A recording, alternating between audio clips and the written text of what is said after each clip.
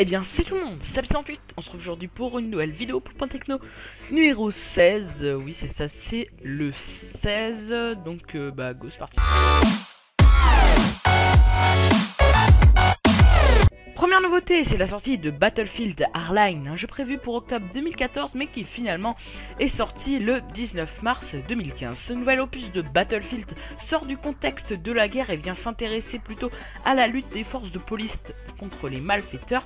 Pour une fois dans la série de Battlefield, la campagne est de qualité. L'histoire de celle-ci se déroule principalement à Miami autour de Nick Mendoza, un inspecteur de police dont le passé est assez troublé. Pendant que la ville est dans le chaos à cause du trafic de cocaïne, Mendoza recherche de vieux collègues traîtres dont il avait confiance. Dans cette campagne solo, vous pourrez donc choisir de quel côté vous vous mettrez, soit du côté flic, soit du côté voleur. Du niveau du multijoueur, on peut noter la disparition de chars d'assaut ou de véhicules blindés. Les véhicules présents dans ce jeu servent surtout au déplacement. On peut également mentionner l'apparition de nouvelles armes et de nouveaux gadgets tels que le grappin, la tyrolienne, le taser ou encore les menottes. Le mode multijoueur contient plusieurs modes de jeu dans lequel vous pourrez être soit du côté police, soit du côté fugitif. Dans les modes de jeu, on retrouve le mode Rescue où vous n'avez qu'une seule vie ainsi que 2 otages à libérer. Le mode Hotwire qui consiste à conduire des véhicules de sport et à capturer des points. Le mode Blood Money où vous devez récupérer l'argent se trouvant dans un convoi de fonds. L'équipe ayant le plus d'argent gagne. Le mode Est où 2 sites se font attaquer par les braqueurs pour récupérer l'argent pour ensuite l'emmener à un point d'extraction. Et enfin, vous avez le mode conquête, le mode classique de Battlefield avec des points à capturer, des points à défendre. Donc voilà, c'est Battlefield Hardline, développé par Visceral Games et édité par EA, c'est déjà sorti le 19 mars.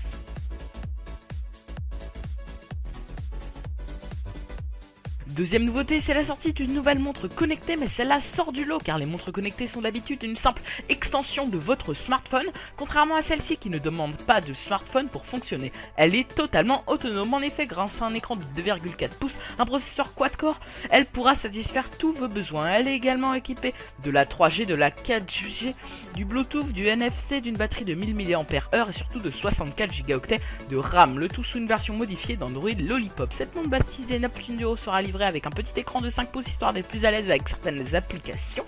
Ce petit écran possède également un capteur photo de 8 mégapixels, une caméra frontale de 2 mégapixels et d'une batterie de 2800 mAh, capable de recharger la montre. Cette smartwatch nommée donc Neptune Duo et son écran lui nommé le Pocket Screen n'a pas de date de sortie prévue, mais vous pouvez la précommander pour environ 500 $.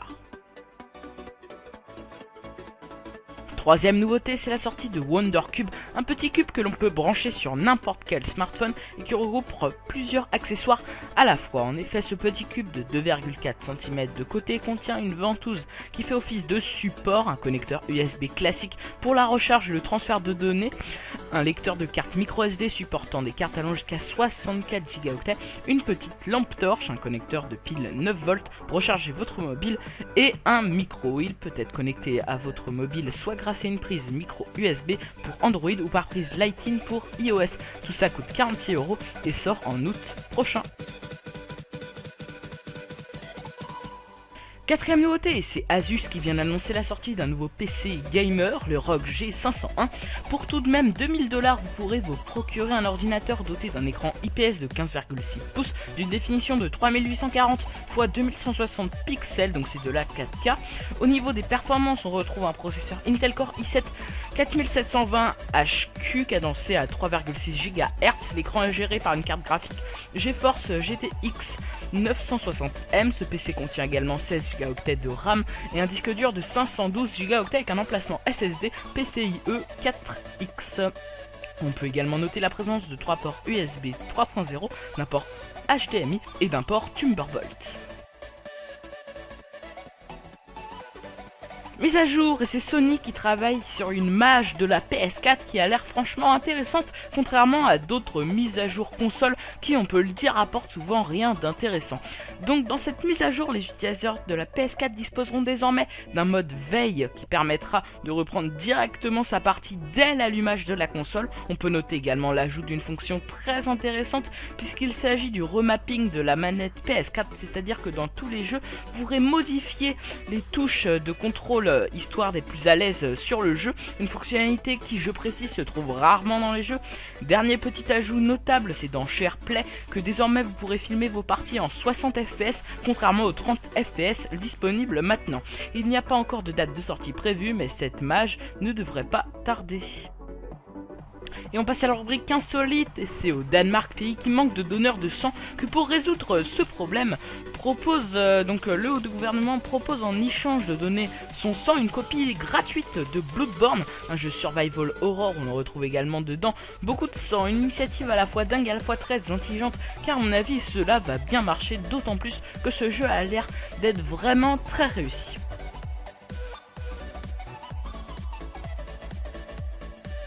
Et on passe au record de la semaine, et donc cette semaine c'est un peu spécial parce que ça va plutôt être un petit top 5 donc des jeux vidéo les plus vendus de l'histoire, donc je vais faire un petit top 5 donc voilà, donc on commence par la 5ème position qui est occupée par Mario Kart Wii, un jeu de course que tout le monde connaît, sorti en 2008 sur la Wii, vendu à 35,13 millions d'exemplaires.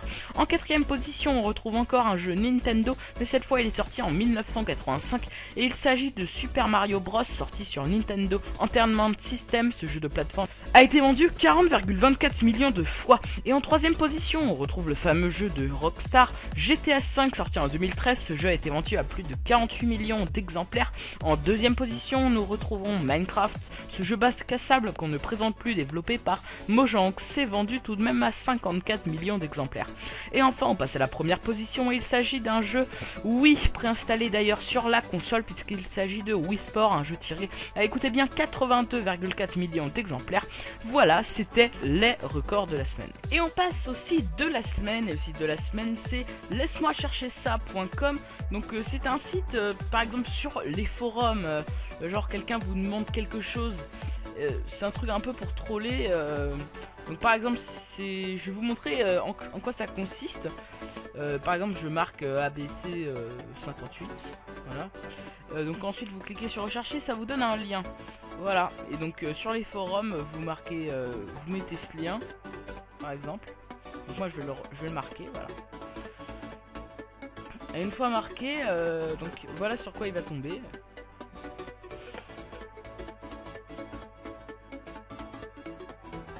Le truc de la souris est bugué, je sais pas pourquoi. Vraiment une souris, voilà. Donc voilà, c'est vraiment un peu pour troller sur les forums, même troller vos amis. Vraiment un site qui sert juste à ça. Donc voilà, c'était le site de la semaine. Merci d'avoir regardé la vidéo, donc c'est toujours la même chanson, hein. Vous pouvez vous abonner, ça m'encourage à continuer, laisser un j'aime, ça me ferait super plaisir. Vous pouvez commenter, partager la vidéo. Vous pouvez également me suivre sur Twitter @absent28tweet. Sur ce on se dit ciao et la semaine prochaine.